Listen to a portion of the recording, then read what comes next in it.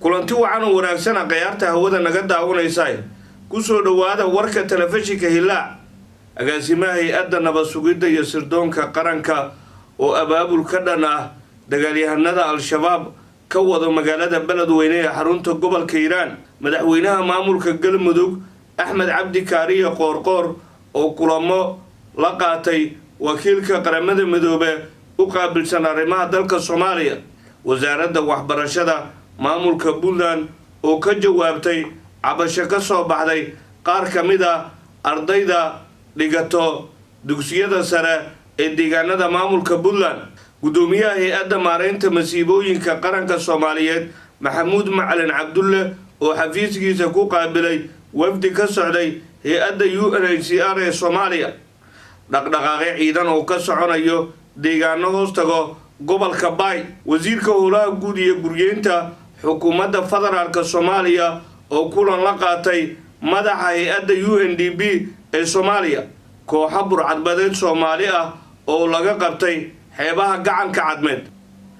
intaasina waxay ahaayeen qodobadii wararka ugu waaweynay ee telefishinka Hilaac haatanna ku soo dhawaada warkii oo faahfaahsan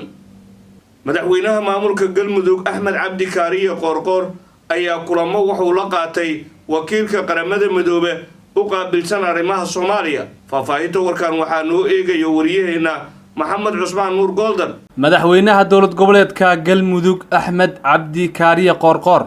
oo ay weheliyaan madaxweyne ku-xigeenka iyo qaar kamid ah golaha wasiirada ayaa qasriga madaxtooyada ku qaabilay wakiilka xogeyaha guud ee qaramada midoobe u qaabilsan Soomaaliya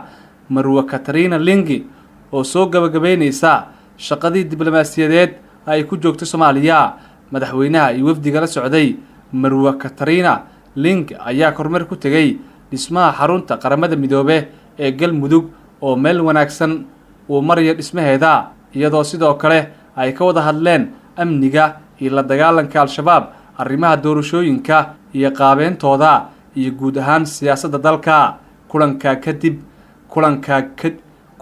kadib waxaa warbaahinta la hadlay madaxweynaha Galmudug Axmed Cabdi Kaariye Qoorqoor isagoo faahfaahin ka bixiyay kulamadii uu la qaatay wakiilka qaramada midoobe ee Soomaaliya waxaan maanta halkan ku soo dhaweynay wafdiga ballaaran ee hogaaminayso Israajiga waxaan leenahay marka hore ku soo dhawaada Galmudug ku soo dhawaada caasimadda Galmudug sabab bay noo tahay inaad maanta ugu soo booqataan Galmudug gaar ahaan caasimadda Galmudug waxaan runtii ka mahadcelinaynaa dhammaan hawlihii aan soo wada qabanay iyo shaqooyinkii noo qabsoomay ee kala duwanaa waxaan ka wada hadalnay arrimaha amniga iyo la dagaalanka argagixisada oo muddooyinkii dambe laga soo qabtay sidaad ogtihiin howlo waaweyn oo aad iyo aad guulo looga gaaray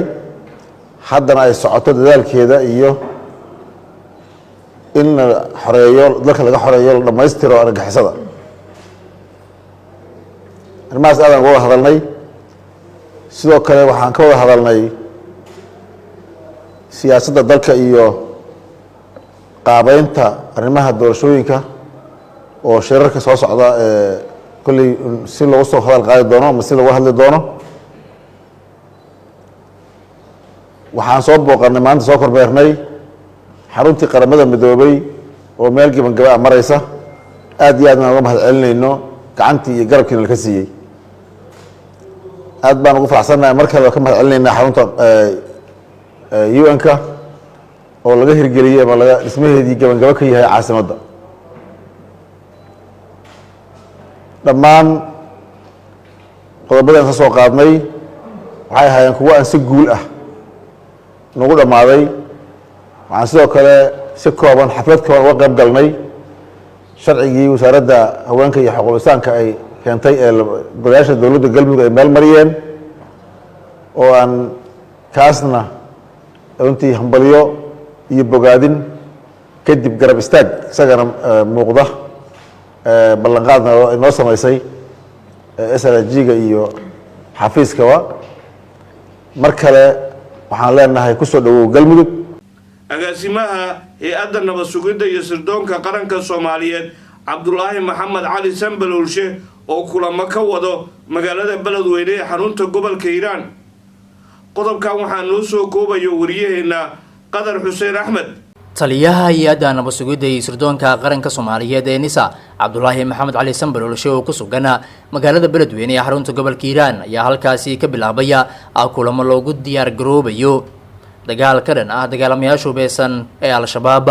taliyaha ayaa gudaha magaalada Beledweyne kula kulmaya xildhibaan ka tirsan baarlamaanka Soomaaliya waxgaradka gobolkaasi iyo qeybaha kala duwan ee dadka reer Beledweyne. kulanka ayaa ahaa mid looga hadlaya xaaladda guud ee amniga gobolka Hiiraan iyo waliba sidii loo dardargelin lahaa howlgallada ka dhanka ah Al-Shabaab. waxaana taliyaha u adkeeyay muhiimadda ay dowladda federaalka Soomaaliya u leedahay in dalka oo dhan laga saaro dagaalamayaasha hubeysan ee Al-Shabaab. xildhibaanada baarlamaanka federaalka Soomaaliya odayaasha dhaqanka iyo qeybaha kala duwan ee bulshada ayaa dhankooda ka hadlaya kulanka waxayna taliye Sanbalolshe uga mahadceliyeen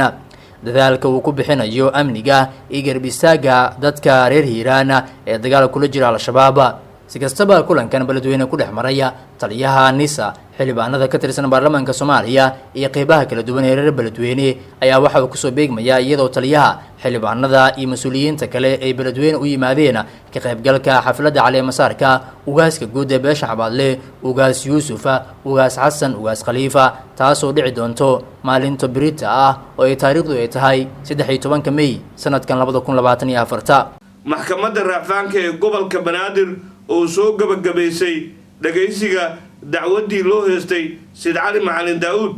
maxkamadda raafaanka ee gobolka Banaadir ayaa sheegtay inay soo gabagabaysay dhageysiga raafaanka kiiska Said Cali Macalin Daawud oo maxkamad heer gobol ah horay ugu heshay inuu 26 bishii Janaayo ee sanadkani degmada Dharkeley ee gobolka Banaadir ku gubay xaaskiisii marxuumad Luul Sheekh Cabdicasiis oo u geeriyootay dhaawacii ka soo gaaray gubashada. Said Cali ayaa xukunkaasi racfaan ka qaatay qareynadiisuna waxay ku doodayeen in aysan jirin wax caddeyn ah inuu dembigaasi galay. guud ahaan warka telefishinka Hiilaa waa naga intaa.